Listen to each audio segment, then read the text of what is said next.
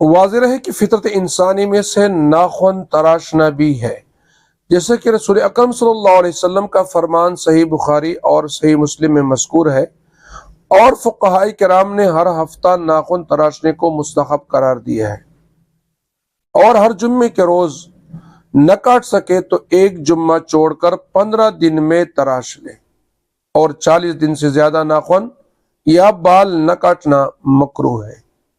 40 دن کی تحدید بھی حدیث مبارکہ میں وارد ہے۔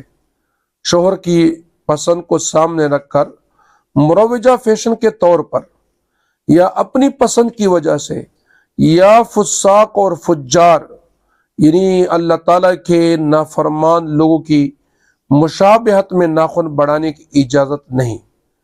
نیز ناخن بڑھانا بعض بیماریوں کا سبب بھی ہے۔